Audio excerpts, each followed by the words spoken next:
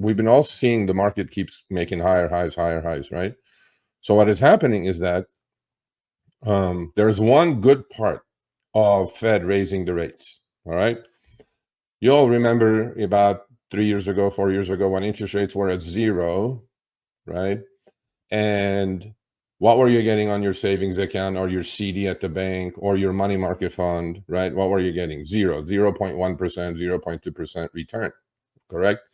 That's when we called cash is trash. Might as well invest into the stock market. And if you did extremely, extremely well, obviously, over the last, 3-4 years. But what has happened is that there are certain groups of people who are benefiting from higher interest rates. One obviously is going to be retirees, right? Because they're mostly not in the stock market. Obviously, they had their 401ks and retirement plans, and IRAs have benefited if they were passively investing, right, all along, which most people do, which is my suggestion if you have a retirement fund. The key is to start. After that, it gets easier and easier, called DCA, dollar cost averaging. You're just basically putting money away every month, whatever you can afford, and then don't touch it. But what has happened is that the money market started earning a lot higher interest rate as well. So the money market funds, if you look at the stock market keep going higher, it's mostly institutional at the moment. The bulk of the money has not even entered it. So we keep track of money market fund totals since 2017. That has been going up, so higher interest rates. I mean, today, if you have a brokerage account, your money is in the money market, you may get up to 4.5%, 5%, or in some high savings accounts, right?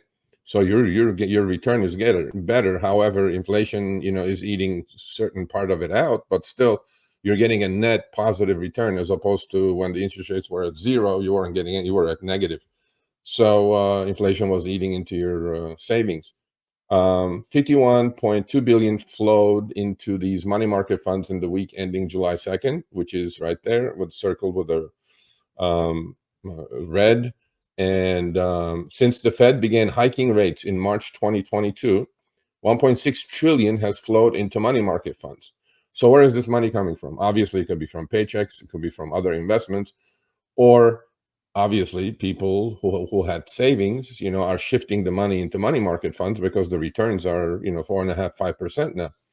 And so there is some talk that when Fed starts cutting rates, the return, this type of money, 6-7 trillion, which is a massive amount of money, may go into the stock market, and the stock market may will keep going higher. Time will tell if that's going to happen. But when the Fed starts cutting rates, obviously there has to be a negative effect on people earning interest on their cash. So the market is currently pricing the stock market is currently pricing 2 rate reductions in 2024. It used to be 1, now it's up to 2 after the CPI report, with the first one happening in September. So if the rotation, when the Fed starts cutting rates, and if the rotation of the 7 trillion, and not all of it is going to go in there, but even if a quarter or half of it goes in there, which it may, the rotation of this capital back into equities could drive the stock market to all-time highs, which is true. My bias is not that positive on the market, but you have to trade what's in front of you. And to me, this may be a saving grace for the stock market to kind of hold itself together here.